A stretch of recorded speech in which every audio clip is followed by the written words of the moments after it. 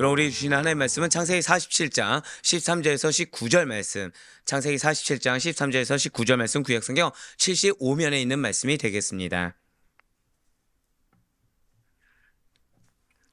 창세기 47장 13절에서 19절까지의 말씀 우리 한 절씩 교독하신 후에 마지막 19절 말씀은 한 목소리를 합독하도록 하겠습니다. 제가 먼저 13절 말씀 읽도록 하겠습니다.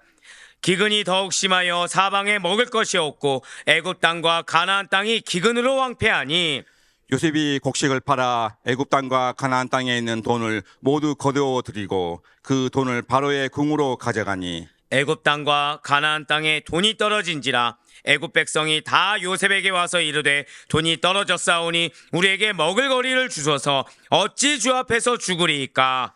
요셉이 이르되 너희의 가축을 내라. 돈이 떨어졌은즉 내가 너희의 가축과 바꾸어 주리라. 그들이 그들의 가축을 요셉에게 끌어오는지라 요셉이 그 말과 양떼와 소떼와 나귀를 받고 그들에게 먹을 것을 주되 곧 그 모든 가축과 바꾸어서 그 해 동안에 먹을 것을 그들에게 주니라. 그 해가 다 가고 새 해가 되매 무리가 요셉에게 와서 그에게 말하되 우리가 주께 숨기지 아니하나이다. 우리의 돈이 다하였고 우리의 가축대가 주께로 돌아갔사오니 주께 낼 것이 아무것도 남지 아니하고 우리의 몸과 토지뿐이라. 함께요.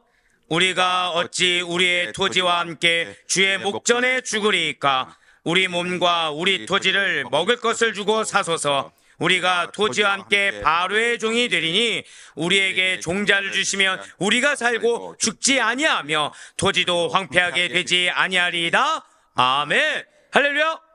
네, 오늘 하나씩 살아있는 주님의 말씀에는 사모함으로 말미암아 이렇게 우리가 하루의 시작을 말씀과 기도하는 것을 주께서 기쁘게 여기시사, 자, 저를 따라 고백하실게요. 준비시키시고 변화시키십니다. 예, 바로 그 말씀이에요.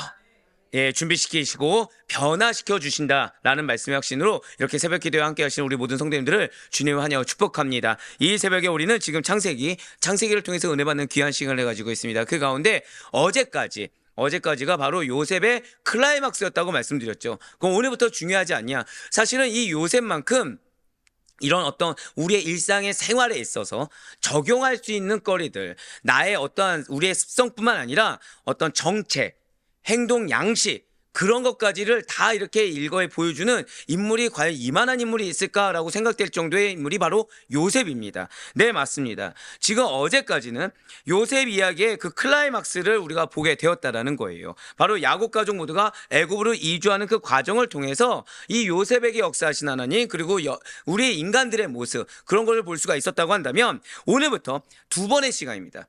이 오늘부터 약 두 번의 시간 동안 요셉이 애굽 총리로서 절대 고백하실게요. 나의 위치에서 해야 될 것이 있습니다.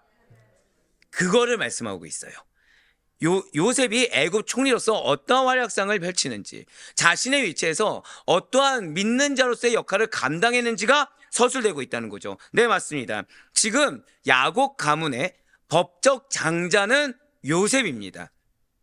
지금 요셉은 이스라엘 가족을 애굽으로 잘 이주시키는 것과 더불어서 애굽의 총리 대신으로서의 직무 역시도 성공적으로 수행하고 있다는 거예요. 즉 신앙의 정체성뿐만 아니라 내가 지금 하나님께서 나에게 맡겨진 직무 역시도 너무나도 잘 수행하고 있다는 것이죠. 자, 그럼 총리로서 어떠한 직무들을 성공적으로 이루게 된 것입니까? 진실로 요셉은 애굽은 농경사회입니다. 농경사회였던 애굽에서 전국 토지의 왕실 소유화를 골자로 하는 토지법을 만들어요. 한번 고백하실게요. 토지법.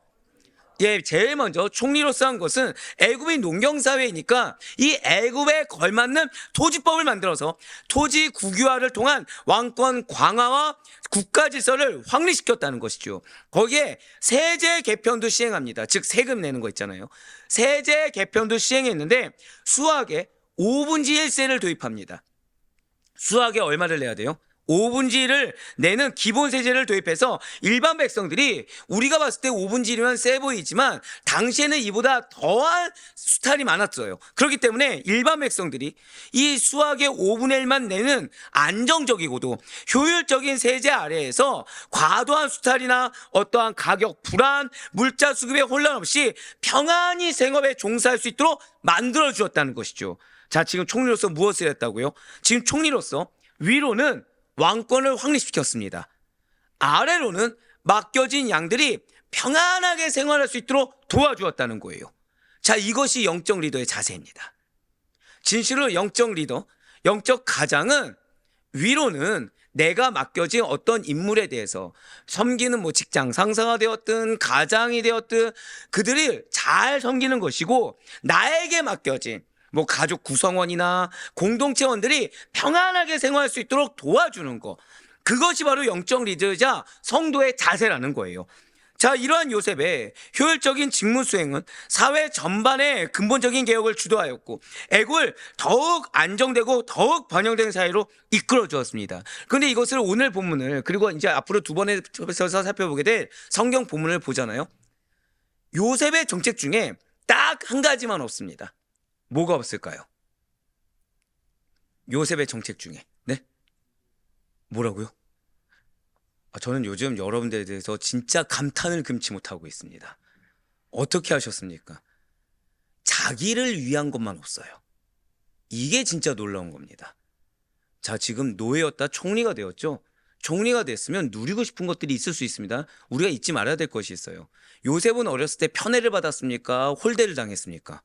편애를 받았죠. 즉 받는 것이 익숙한 자예요. 죄송하지만 요셉은 태어났을 때부터 받는 것이 익숙하고 사랑받는 것이 익숙한 자입니다.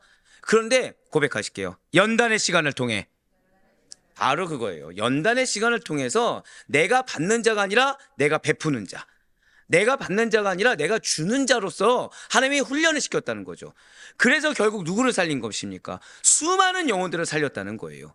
지금 요셉의 정책은 성도가 일상생활에, 사회에 있어서 어떠한 모습이어야 되는지를 보여주고 있는 것입니다. 진실로 성도는 나를 위해서 사는 것이 아니에요. 하나님을 위해 사는 존재입니다. 성도는 또한 나를 위해서 사는 존재가 아니에요. 맡겨진 양들, 맡겨진 가족 구성원들, 그들을 위해 사는 존재가 성도인 것입니다. 그것을 지금 요셉이 오늘과 이제 다음 주가 아니죠. 다음 주는 히브리서니까요. 그 다음 시간을 통해서 보여주고 있다는 거예요. 자, 이러한 요셉의 효율적인 직무 수행이 그걸로 인해서 사회 전반적으로 안정화되었고, 사회 전반적으로, 절대 고백하실게요. 내가 속한 공동체가 안정화됩니다. 맞아요. 여러분들이 속한 공동체를 하나님께서 안정화시키기를 원하십니다. 누굴 통해서요? 여러분들을 통해서. 7년간 대기근이라는 격변기 가운데 요셉은 애굽 총리 대신으로서의 소임을 다해서 대략 80년에 이르는 그의 재임기간 내내 왕실은 물론이요, 일반 백성들에게까지 모든 신망과 존경을 받았다라는 거예요. 결국 그리스도인의 본이 되었다는 것이죠. 하나님을 믿는 백성의 본이 요셉이 되었다는 것입니다. 그냥 단순히 이방인이 아니라 가나안인으로서, 이방인이 아니라 유대인으로서 이렇게까지 라는 칭송을 받았던 인물이 요셉이었다는 거예요. 그렇습니다. 이것은 우리 역시 마찬가지예요. 진실로 우리는 하나님께서 부르셨습니다. 우리의 정체성은 내가 사는 것이 아니라 하나님께서 부르신 하나님의 종들이라는 것이죠. 그럼 우리는 하나님께서 부르신 그 순간, 항상 드리는 말씀이 있죠. 사명을 주실 때 은혜도 주십니다. 사명을 주실 때 당신의 능력을 부여하시고 영예를 부여하신다는 거예요. 그렇게 하나님께서 허락하신 지혜, 은혜, 근면함, 성실함으로 우리에게 왜 그런 영예와 능력을 주셨겠습니까? 고백하실게요. 나에게는 영향력이 있습니다. 바로 그거예요. 여러분들에게 영향력이 있습니다. 항상 제가 강조하는 거 있죠. 얼굴 표정에서부터 어떻게 해야 된다고요? 은혜가 흘러나와야 됩니다. 얼굴 표정에서부터, 언행에서부터 은혜가 흘러나와야 됩니다. 초대교회의 미션이 무엇이었다고 말씀드렸습니까? 고백하실게요. 아비투스였어요. 초대교회의 미션은 성도가 교회에서 잘 사는 거, 교회에서 좋아 보이는 것이 결코 아니었습니다. 그들의 일상 삶에서 툭 치면 뭐가 나왔어야 돼요? 신앙이 나왔어야 돼요. 툭 치면 믿음이 나왔어야 됩니다. 결국 그리스도인으로서 구별된 모습이 보여지는 거, 이게 초대교회의 미션이었고, 그걸 뭐라고 말씀드린다고요? 한 번 더 고백하실게요. 아비투스. 요셉이 그걸 보여줬어요. 총리로 있었든지 간에, 형제들과 있었든지 간에 동일한 신앙을 보여주었습니다. 진실로 하나님께서 부르신 성도들은 세상에서도 유익을 끼치고 세상에서도 두각을 나타낼 수밖에 없습니다. 내가 힘드냐 안 힘드냐의 문제가 아니에요. 죄송하지만 주님께서 성실을 요구하신다. 내가 생각한 기준의 성실이 아니라 하나님이 원하시는 기준의 성실을 맞추기를 주님께서 원하시기 때문에 성실할 수밖에 없는 환경을 허락하시는 것입니다. 왜요? 그 성실을 통해서 변화를 주기를 원하시거든요. 그 성실을 통해서 은혜를 끼치길 원하시거든요. 근데 여기에서 내가 왜 고생하느냐, 내가 왜 성실해야 되냐, 이런 질문 자체가 성도에 합당한 자세가 아니라는 것입니다. 그것이 바로 오늘 본문에 또 나와 있다는 거예요. 그래서 오늘날을 살아가는 우리들은 창세에 기록된 요셉의 말씀을 통해서 진실한 하나님의 종이 활약하는 사회는 정말로 평안하고 축복된 사회가 될 수 있다는 사실을 깨달을 수가 있다는 거예요. 고백하실게요. 내가 있는 곳이 평안해집니다. 내가 있는 곳이 축복의 열매가 맺히게 됩니다. 그게 특별한 게 아니라 그게 당연하다는 거죠. 그것이 이상한 것이 아니라 그것이 당연한 삶이라는 것입니다. 이러한 내용 가운데 오늘 본문인 창세기 47장 13절부터 19절까지의 말씀은 요셉의 성공적인 정책 수행 과정으로서 애굽의 토지법과 세제 개편이 왜 필요했는지에 대한 애굽 상황이 잘 나타나 있어요. 그리고 여기에는 요셉이 지혜로운 양곡 정책을 펼친 내용이 기록되어 있다는 거죠. 미리 말씀드리면 지금 애굽은 환란입니다. 전쟁터예요. 지금 애굽은 엄청난 큰일이 닥쳤습니다. 잘 이해가 안 되시겠지만 지금 애굽 상황이 그래요. 먼저 창세기 47장 13절 말씀 보시길 바랍니다. 기근이 더욱 심하여 사방에 먹을 것이 없고 애굽 땅과 가나안 땅이 기근으로 황폐하니. 아멘. 자, 이미 애굽에는 기근이 닥친다는 걸 알고 있었습니까? 모르고 있었습니까? 알고 있었죠. 자, 사랑하는 성도 여러분들, 여러분들의 삶에 주님께서 함께 하십니다. 자, 아멘 하셨죠? 그런 성도의 삶에는 십자가가 항상 주어집니다. 갑자기 아멘이 2명밖에 안 나오네요. 자, 성도의 삶에는 늘 항상 고난도 있지만 영광도 있습니다. 역시 2-3명밖에 아멘이 안 나오네요. 자, 우린 이걸 너무 잘 알고 있죠? 알고 있습니다. 근데 신기할 정도로 고난이 닥치면 어떻게 평온하십니까? 마음이 조급해지십니까? 네, 모르지가 않아요. 분명히 우리는 하나님께서 우리에게 성도의 삶이 어떤 길인지를 알려주셨습니다. 근데 막상 그 상황이 닥치면 마음이 심히 어려워진다는 거예요. 막상 그 상황이 닥치면 마음이 급해집니다. 그래서 나도 모르게 감정이 올라오게 되고 내 나름대로 마인드 컨트롤하고 신앙을 지킨다고 하지만 티가 납니까 안 납니까? 티가 다 난다는 거예요. 죄송하지만 티가 다. 왜죠? 말씀이 없어서입니까? 말씀을 알고 있음에도 불구하고. 근데 여기서 은혜가 있어요. 주님은 그거를 질책하지 아니하십니다. 그럴 수 있다는 거예요. 대신에 고백하실게요. 영적 리더가 그래서 중요합니다. 오늘 본문이 그걸 얘기해 주고 있는 거예요. 오늘 본문이 영적 리더가 왜 중요한지. 그래서 영적 리더는 반드시, 좀 죄송하지만 분별할 수 있어야 됩니다.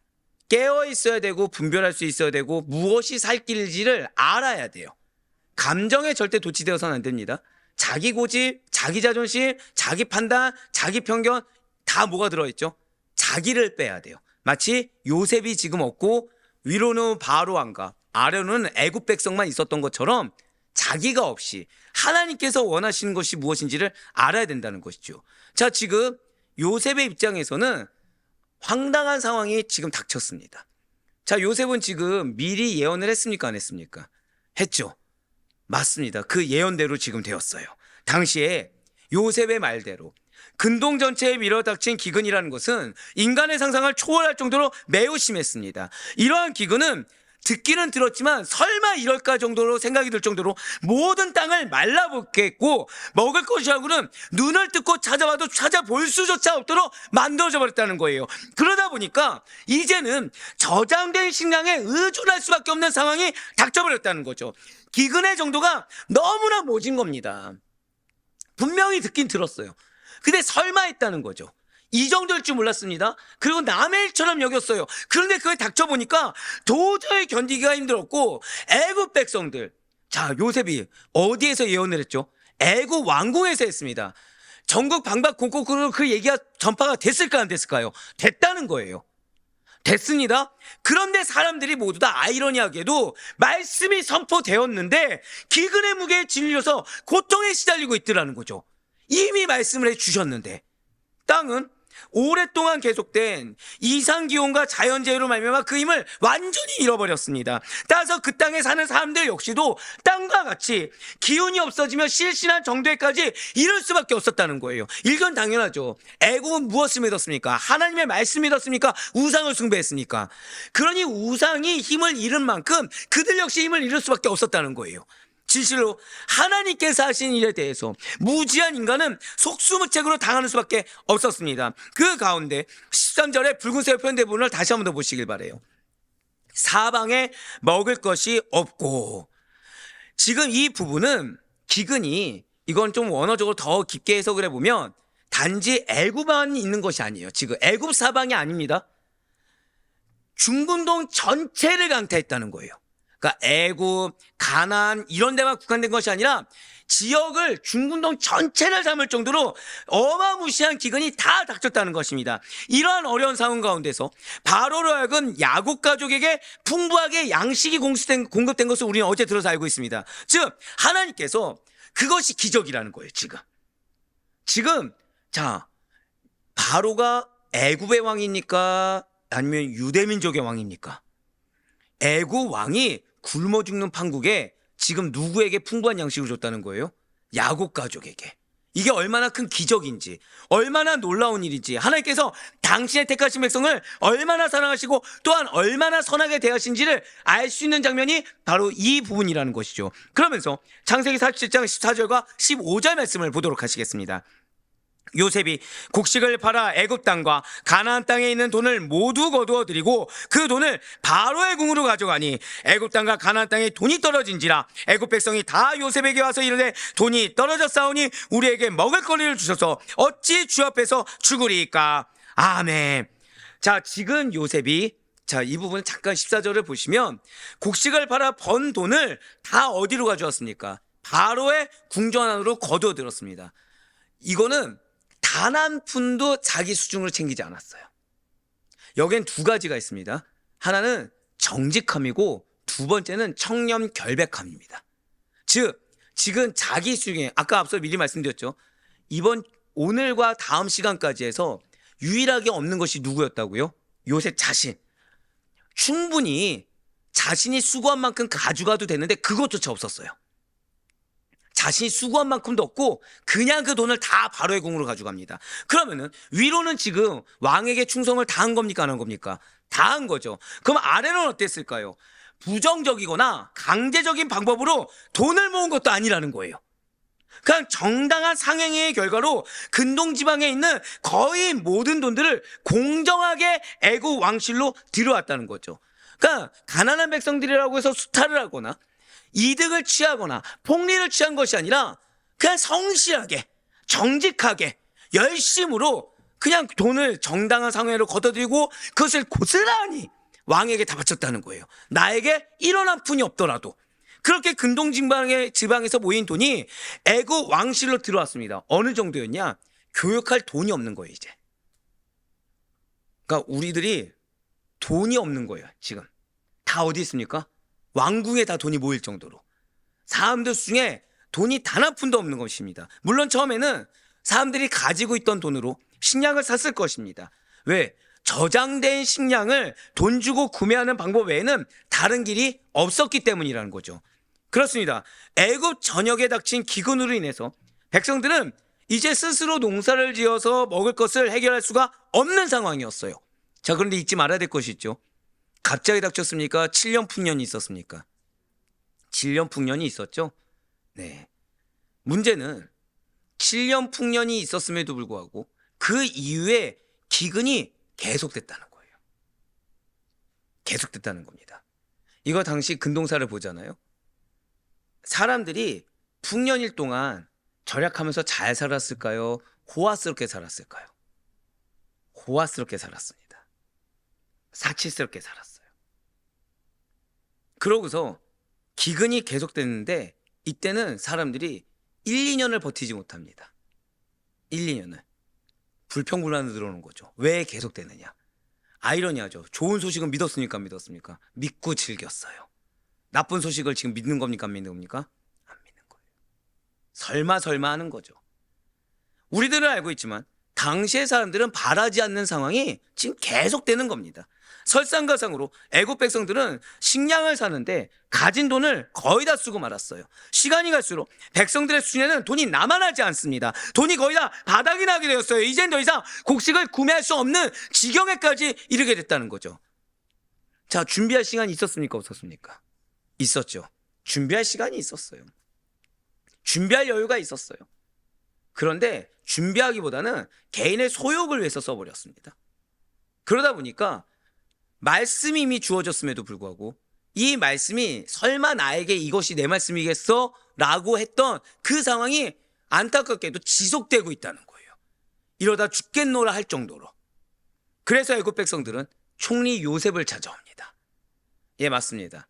영적 리더에게 찾아오는 영혼들은 죄송하지만 좋은 상태에서 찾아오지 않습니다. 여러분들에게 붙여준 영혼들이 좋은 영혼들을 붙여주는 것이 아니라 도움이 필요한 영혼들을 붙여주시는 거예요.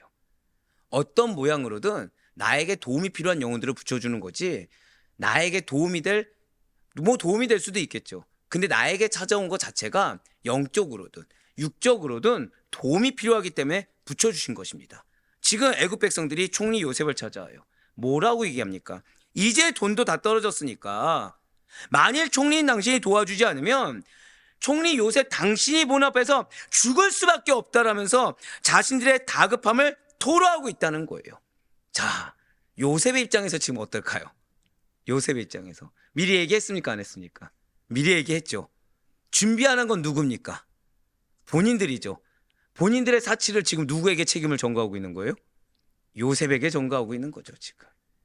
본인들의 허랑방탕을 지금 누구 탓을 하고 있는 겁니까? 요셉에게 지금 전가시키고 있는 거예요, 지금. 그런데 여기서 요셉은 이제 뭐라고 합니까? 계속해서 창세기 47장 16절과 17절 말씀 보시길 바라요. 요셉이 이르되 너희의 가축을 내라. 돈이 떨어졌은즉 내가 너희의 가축과 바꾸어 주리라. 그들이 그들의 가축을 요셉에게 끌어오는지라. 요셉이 그 말과 양떼와 소떼와 나귀를 받고 그들에게 먹을 것을 주되 곧 그 모든 가축과 바꾸어서 그의 동안에 먹을 것을 그들에게 주니라. 아멘. 고백하실게요. 영적 리더는 분노보다는 지혜로워야 합니다. 바로 그거예요. 즉 요셉의 입장에서는 이 백성들이 사실은 배은망덕할 수 있습니다. 그렇죠? 미리 말씀을 했는데도 불구하고 배은망덕하고 말도 안 되는 얘기를 하는 걸 수 있어요.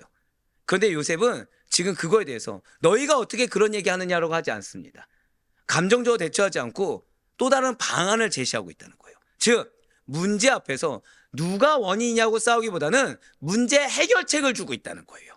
맞습니다. 지금 요셉은 백성들의 돈이 다 떨어지게 되니까 당시 근동 사람들의 주요 재산이었던 가축을 비롯한 소유물을 식량으로 바꾸어 주겠다라고 제안하였습니다. 자, 지금 이거는 엄발의 오줌 누기식으로 이 상황만 모면하자는 것일까요? 또 다른 의도가 있을까요? 또 다른 의도가 있다는 거예요. 무엇이냐? 애굽의 경제를 왕실 중심으로 재편하려는 의도를 갖고 있다는 거예요. 즉 지금 상황을 해결하는 데 있어서 지금 상황만 모면하자는 것이 아니라 오히려 더 견고한 무언가를 구축하기 위한 방법을 제시하고 있다는 거죠. 그리고 이것은 국가적인 재난에 대처하는 아주 현명한 정책입니다. 왜인지 듣기 전에 만약에 백성들이 아니 이 가축이 내 재산인데 이것마저 드리면 우리가 어떻게 삽니까? 라고 해서 거절했다고 생각해 보시길 바라요. 그럼 그 영혼을 살 수 있습니까? 없습니까? 살 수가 없겠죠. 살 수가 없겠죠. 내가 생각했던 이 곡식을 얻는 방법과 요셉이 제안한 방법이 다르다고 하더라도 곡식을 줄 수 있는 인물은 누구입니까? 요셉이면 요셉의 방법에 맞추는 것이 합당하다는 거예요. 왜냐? 지금 요셉이 제안한 방법은 이 곡식이 급했던 일반 백성들이 상상할 수 없는, 생각할 수 없는 계획을 갖고 있기 때문이라는 거죠. 그것이 무엇이었습니까? 지금 국가적인 재난에 대처할 수 있는 가장 현명한 정책이었어요. 왜입니까? 자, 지금 내가 먹을 곡식이 없는데 가축이 먹을 곡식이 있을까요? 없을까요? 전혀 없다는 거예요. 백성들이 가축을 잘 기를 수 없는 상황에서 애굽의 모든 가축을 이제 국가가 관리하겠다는 거죠. 국가가 관리함으로써 국가 재산이 감소되는 것을 막을 수가 있다는 거예요. 왜 얘기했습니까? 백성들의 가축들을 그냥 방치하게 되면 이 애굽의 가축들을 누가 먹겠습니까? 주인이 그냥 먹어버리는 거죠. 농경지대에 사용해야 될 가축인데 주인이 그냥 먹어버리고 마는 거예요. 또는 가축들이 굶어 죽게 된다는 거죠. 게다가 기근이 끝난 후에는 이 가축들이 필요할까요? 필요하지 않을까요? 필요하다는 거예요. 즉 지금 요셉이 내놓은 정책이라는 것은 현재 위기뿐만 아니라 나중에 좋은 상황이 닥쳤을 때까지도 대비한 정책이 된다는 것입니다. 그래서 요셉은 이러한 사태들을 미리 내어다보고 해결책을 제시하고 있다는 거예요. 즉 반드시 기억하셔야 돼요. 요셉이 무엇을 기억하고 있습니까? 약속의 말씀을 기억하고 있죠. 약속의 말씀을 기억하는 자들은 그 과정 역시도 죄송하지만 분별할 수 있어야 돼요. 그 과정 역시도 고백하실게요. 준비되어야 합니다. 이거예요, 이거. 죄송하지만 말씀만 믿는다, 아무것도 하지 않는다, 말씀을 믿고 내 방법을 고집한다, 제일 어리석은 방법입니다. 이 약속의 말씀 믿는다고 한다면 죄송하지만 유연해져야 돼요. 약속의 말씀 믿는다고 한다면 나를 버리고 공동체의 유익이 무엇인지, 자 방금 뭐라 말씀드렸죠? 공동체의 유익이 무엇인지, 만약에 그것이 가족의 문제라고 한다면 이 가족 공동체의 유익이 가장 무엇인지, 말씀을 정말 믿는다고 한다면 제일 먼저는 나를 버려야 됩니다. 지금 요셉이 만약에 내 마음 가운데 탐욕이 단 1이라도 있었다고 한다면 이 방법을 제시하지 않았을 겁니다. 근데 요셉은 위로는 바로를, 아래로는 애굽 백성들을 살리는 것 외엔 다른 것이 없었어요. 그렇기 때문에 미래까지 내다보는 정책을 제시할 수 있었다는 거죠. 이거를 백성들이 볼 수 있을까요, 없을까요? 없다는 거예요. 근데 없는 거를 이상하게 여기지 않습니다. 답답한 얘기하는 걸 이상하게 여기지 않고, 아니 왜 기껏 준비할 시간을 줬는데 왜 그 시간 동안 준비하지 못했던 거야, 이 말을 하느라 허송세월을 낭비하지 않고 있어요. 오히려 그 시간조차도 쪼개서 국가를 생각하고 백성을 생각하는 정책을 내놓고 있다는 것이죠. 사랑하는 성도 여러분들, 영적 리더는 이러한 자입니다. 성도는 이러한 자예요. 성도는 문제보다도 해결책을, 문제보다도 유익을 위해서 나를 내어 바칠 수 있는 자인 것입니다. 누구를 위해서요? 하나님을 위해서.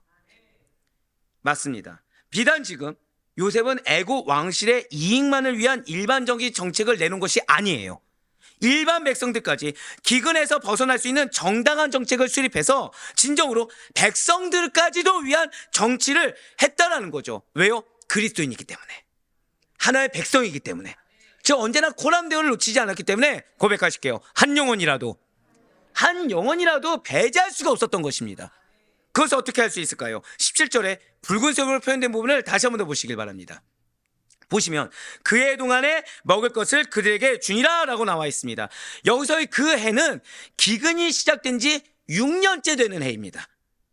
6년이면 기근이 거의 극심의 절정이겠죠.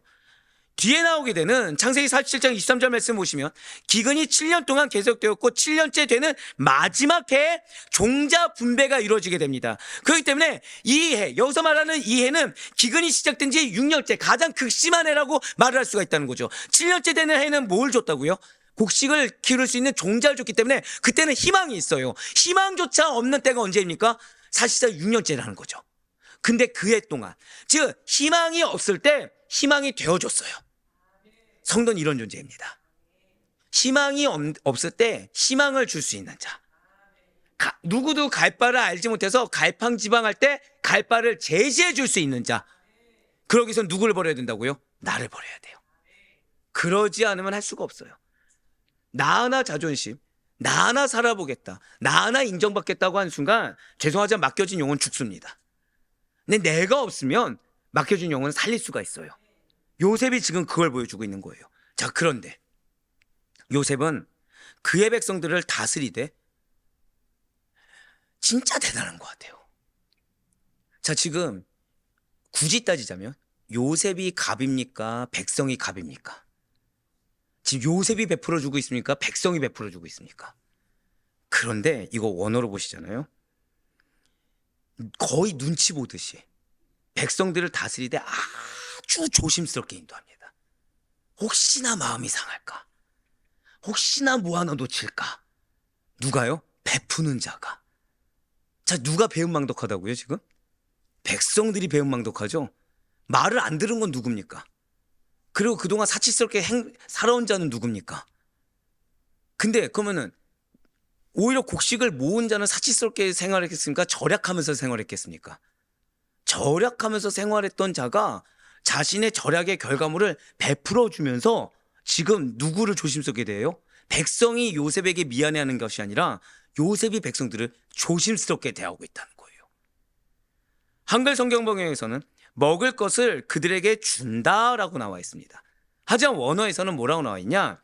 그들을 고백하실게요. 기른다. 기른다라고 나와 있습니다.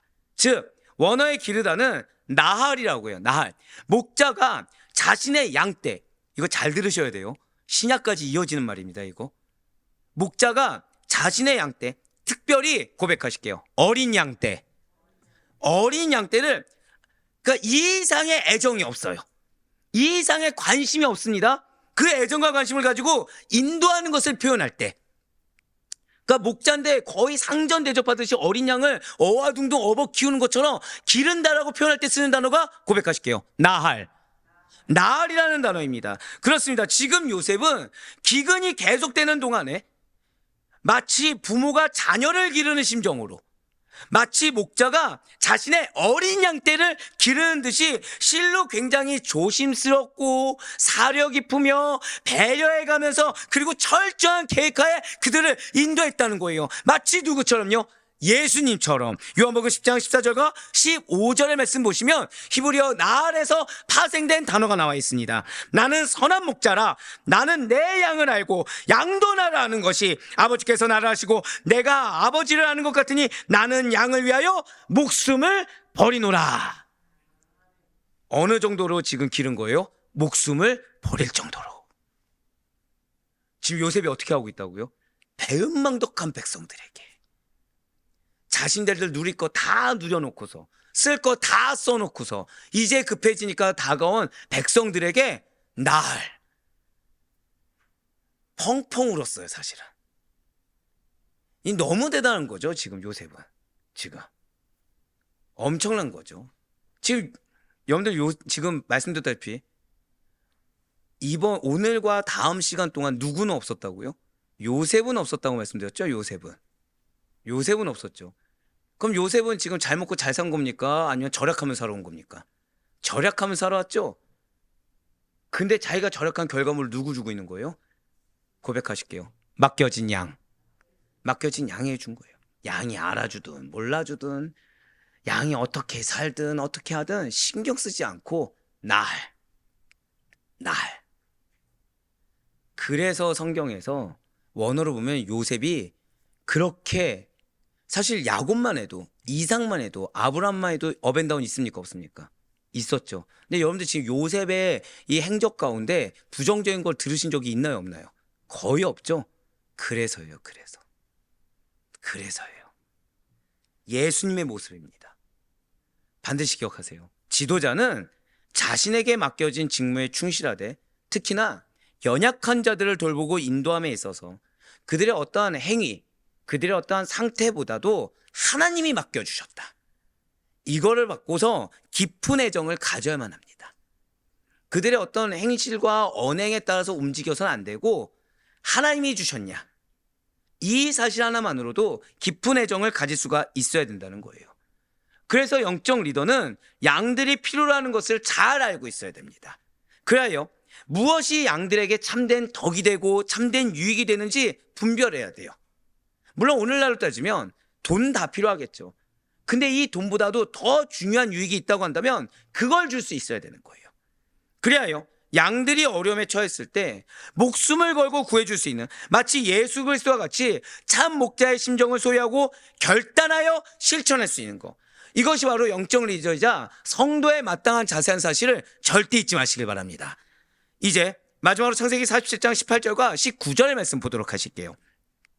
그 해가 다가고 새해가 되매 무리가 요셉에게 와서 그에게 말하되 우리가 주께 숨기지 아니하나이다. 우리의 돈이 다하였고 우리의 가축대가 주께로 돌아갔사오니 주께 낼 것이 아무것도 남지 아니하고 우리의 몸과 토지뿐이라. 우리가 어찌 우리의 토지와 함께 주의 목전에 죽으리이까. 우리 몸과 우리 토지를 먹을 것을 주고 사소서. 우리가 토지와 함께 바로의 종이 되리니 우리에게 종자를 주시면 우리가 살고 죽지 아니하며 토지도 황폐하게 되지 아니하리이다. 아멘.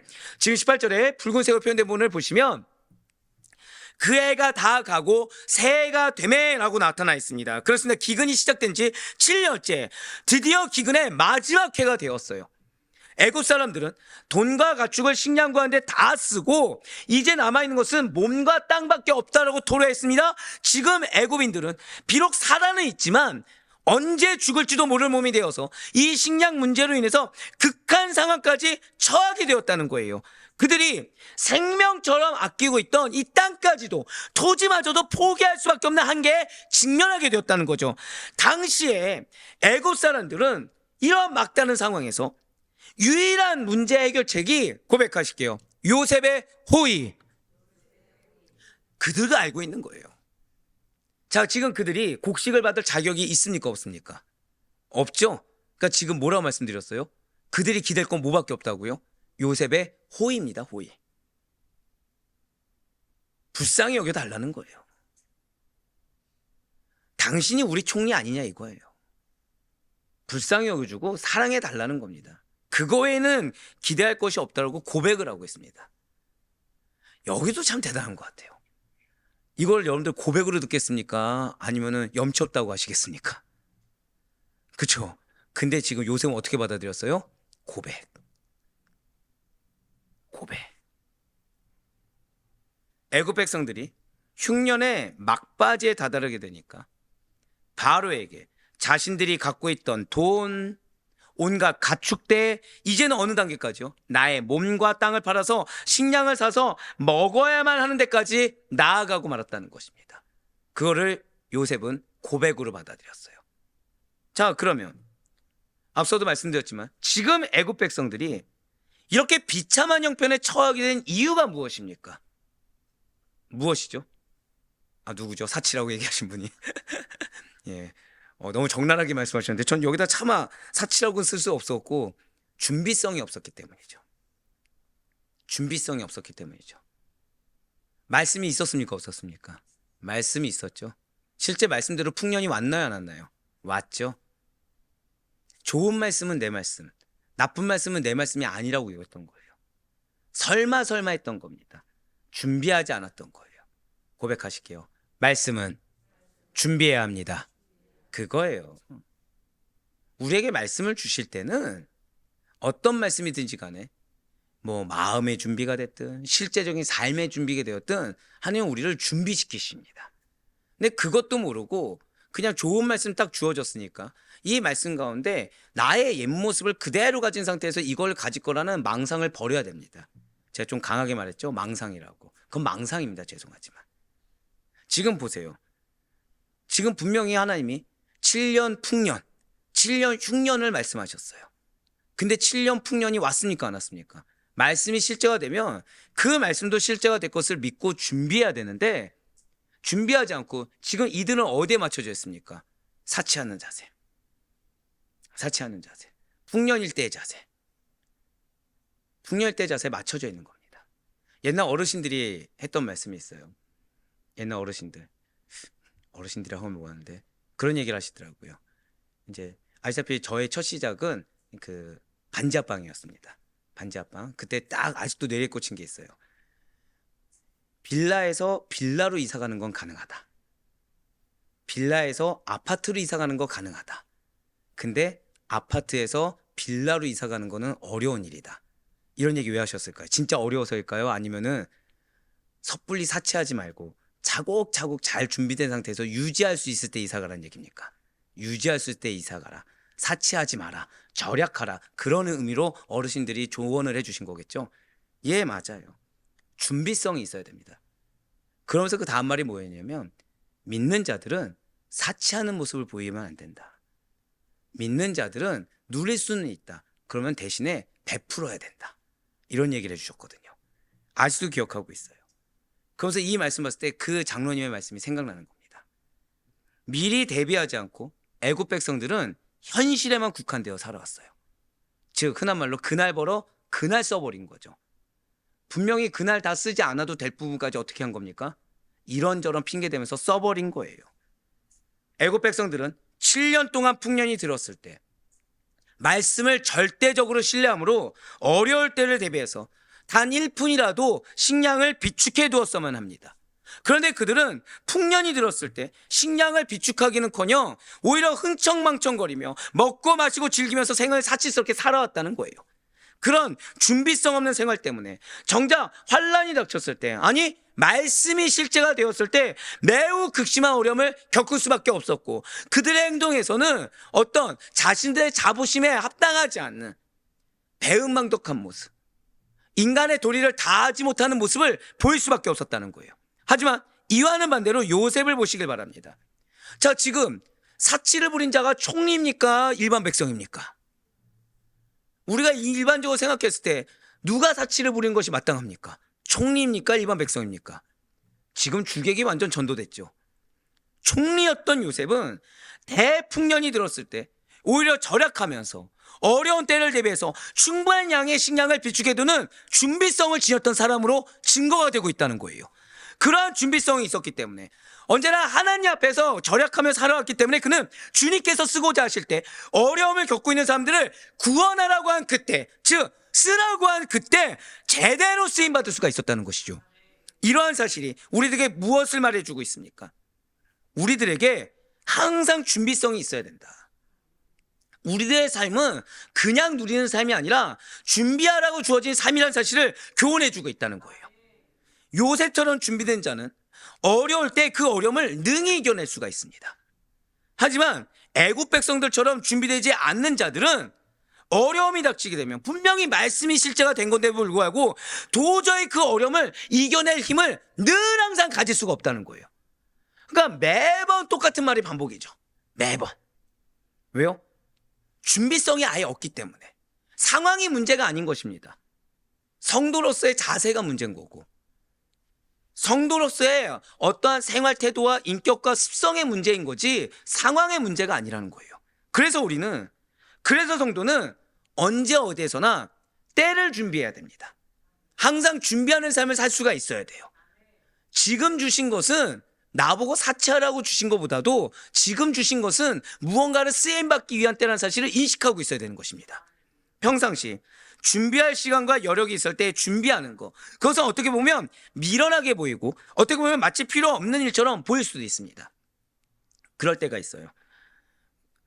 어제 기도가 유난히 진짜 잘 되는 거예요. 어제 새벽에 기도, 그런 날 있거든요. 진짜 그냥 쭉쭉 뻗어나갈 때가 있습니다. 쭉쭉 뻗어나갈 때가 있어요. 그리고 무슨 시간을 뭐를 해도 시간이 느리게 가는 것처럼 할렐루야죠. 할렐루야죠. 자, 그러면 이제 시간이 남을까요, 안 남을까요? 간만에 시간이 남았습니다. 간만에 시간이 남았어요. 뭐 했을까요? 더 열심히 살아야겠군요. 첫 마디가 주무셨을 것 같다. 네. 다다음 주 새벽 설교를 준비하고 있었어요. 그러니까 초안은 이미 나왔고 탈고 작업까지. 그러니까 저희 큰애가 이제 와서 좀 잠 좀 자라고 한 거예요, 지금. 근데 준비해야 된다 그랬어요. 왜냐? 이때가 무슨 일 터질지 모르고 오늘 아빠 설교가 이거야 라고 했을 때 아들이 뭐 했을까요? 자다 깬 거였거든요. 바로 일어나서 공부를 하는 거예요. 바로 일어나서. 그럼 저는 이제 그 순간 확신이 두 가지 중에 하나입니다. 하나는 뭐냐? 분명히 다다음 주에 탈고를 미처 마무리 짓지 못할 일이 발생할 수도 있고, 두 번째는 지금 큰애가 공부하는 이 부분의 시간이 나를 통해서 하나님께서 주길 원하셨구나. 둘 중에 하나라는 거예요. 고백하실게요. 모든 것에는 이유가 있습니다. 바로 그거예요, 여러분. 바로 그거예요. 왜 잠자고 싶지 않겠습니까? 왜 쉬고 싶지 않겠습니까? 근데 하나님께서 준비시키실 땐 이유가 있고, 오는 차 안에서도 말씀드린 적이 있어요. 준비 언제까지 하실 거냐? 아직은 더 준비되어야 될 것 같다 라고 얘기한 적이 있어요. 평상시 우리에게 준비할 시간과 여력이 있는데 쉼없이 달리는 것이 억울하게 느껴질 수도 있습니다. 쉬어야 할 때 쉬지 못하는 것 같고 일과 노동에 치이는 삶만 사는 것처럼 피해만 보는 것처럼 내가 생각될 수도 있어요. 마치 내 삶이라 먹고 그냥 마냥 고생만 하면서 힘든 어려움의 길만을. 근데 문제는 내 가족조차도 그 길을 걷지 않는데 나만 피해보고 나만 희생한 것처럼 느껴질 수도 있습니다. 하지만 오늘 요셉을 기억하셔야 돼요. 우리에게 붙여준 양들이 가족이 되었든 누가 되었든 지금 애국 백성처럼 배은망덕할 수 있습니다. 애국 백성처럼 도리를 모를 수 있습니다. 그런데 중요한 것은 그 준비된 것들은 어려움이 닥쳤을 때 그 어려움들을 능히 이겨낼 수 있도록 하는 힘이 되는 것이고 그 힘을 발휘하기를 누가요? 고백하실게요. 내가. 맞아요. 여러분들이 그 은혜의 수혜자가 되기를 주님께서 원하시고 계시다는 거예요. 사랑하는 우리 성도 여러분들, 준비성 있는 삶을 살 수 있는 우리가 되시길 바랍니다. 또 하나 제가 부탁드릴 것은 어떤 것도 이상하게 여기지 마시길 바래요. 지금 요셉을 보세요. 자기가 말한 대로 듣지 않은 건 애국 백성들입니다. 근데 그들이 사치하고 방탕하고 향락을 누렸던 책임을 지금 누구에게 전가하고 있습니까? 요셉에게 전가하고 있죠. 근데 그것조차 이상하게 여기지 않고 그거에 대한 솔루션을 준 것이 또 요셉입니다. 근데 그 솔루션조차도 지금 있는 상황만 해결하는 것이 아니라 미래까지. 이 말씀 누구에게 주신 거죠? 여러분들에게 주신 거예요. 반드시 그렇게 이미 주님께서 지혜를 주신 줄 믿으시길 바랍니다. 이미 여러분들에게 그러한 영혼까지 품을 수 있는 넉넉함도 주셨다는 사실을 잊지 마시길 바라요. 그리고 그들의 영혼을 품고 그들의 영혼의 문제까지 해결할, 고백하실게요, 나에게 이미 능력을 주셨습니다. 그 사실을 믿으시길 바라요. 현재의 삶이 평안해 보인다고 하더라도 언제 우리에게 또는 언제 나에게 맡겨진 양에게 어려움이 닥쳐올지 모르는 것입니다. 따라서 우리는 현재보다는 미래의 시선을 두고 지금 현재 미래를 철저히 준비하는 삶, 다만 그 양들을 경홀히 여기거나 양들을 무시하는 것이 아니라 지금 요셉과 같이 오히려 그들을 나할 어린 양과 같이 돌보고 책임지는, 왜요? 하나님이 맡겼기 때문에. 그러한 관점과 마음으로 맞이할 수 있는 우리가 되길 간절히 소망합니다. 반드시 기억하시길 바라요. 우리의 준비된 현재가 미래를 보장할 수 있는 거예요. 우리의 준비된 현재가 미래를 보장할 수 있는 겁니다. 하나님이 시간을 주실 땐 이유가 있는 거고 물질을 주실 땐 이유가 있는 거예요. 지금 내 마음이, 내 육신이 힘들다고 나를 위해 쓰라고 있는 거 죄송하지만 아닙니다. 나를 위해 그 잠깐의 어떤 작은 거 하나 그렇게 하라고 주신 것이 아니라 미래를 위해서. 우리는 지금 하나님 앞에 살아가고 있어요. 그런데 그 하나님 앞에 살아가는데 나 혼자 사는 것이 결코 아닙니다. 모든 성도에게는 맡겨진 양이 있어요. 그렇기 때문에 나의 언행 하나뿐만 아니라 나의 어떤 가치관과 마음판, 행동 하나까지도 헛되게 쓰인 법이 하나도 없습니다. 우리는 우선 이 땅에서의 미래를 준비할 수 있어야겠죠. 경제적으로 여유가 있을 때, 여유가 없다고 하더라도 조그만 거라도 어려운 때를 대비하고 젊을 때 노후를 대비할 수가 있어야 된다는 거예요. 나아가 우리는 이 땅에서 기회가 주어졌을 때 마지막 때에 있을 최후 심판을 대비해야 된다는 것이죠. 사랑하는 우리 성도 여러분들, 그렇기 때문에 우리는 귀를 열어서 최후 심판에 대한 경고를 들을 수 있어야 됩니다. 그리고 그때를 대비해야만 하는 것입니다. 그렇다면 우리가 어떻게 그때를 대비할 수가 있는 것입니까? 다른 것이 필요한 것이 아니에요. 늘 항상 평소의 삶에서 예수 그리스도만을 구주로 온전히 믿는 믿음, 진정으로 그래서 그 믿음의 발로로 말씀만을 따라 사는 것뿐입니다. 노아 대홍수 당시의 사람들은 노아의 경고에도 불구하고 홍수 심판을 준비하지 않음으로 말미암아 멸망했지만 노아나 하나님의 지시에 순종함으로 구원을 받았습니다. 지금 요셉 당시에도 분명히 요셉은 하나님의 말씀을 전해서 대풍령과 대기근을 말을 했지만 애국 백성들 지금 보시길 바라요. 그 경고 무시했습니다. 그 경고 따르지 않았어요. 환난의 때가 닥쳐왔죠. 하지만 우리는 이걸 기억해야 돼요. 한번 고백하실까요? 내가 남은 자입니다. 그런 여러분들 통해 그 영혼들이 구원받을 수가 있게 된다는 거예요. 할렐루야. 마태복음 24장 38절과 39절 말씀 보시길 바랍니다. 홍수 전에 노아가 방주에 들어가던 날까지 사람들이 먹고 마시고 장가들고 시집가고 있으면서 홍수가 나서 그들을 다 멸하기까지 깨닫지 못하였으니 인자의 임함도 이와 같으리라. 아멘.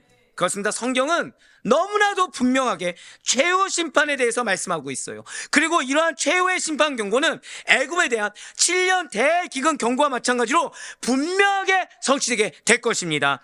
그때 이 세상 살아가면서 최후 심판을 잘 준비한 자는 비록 심판이 임한다고 하더라도 당황하지 않겠지만, 그렇지 못한 자는 심히 당황하여 영원한 고통 가운데 거하게 될 것입니다.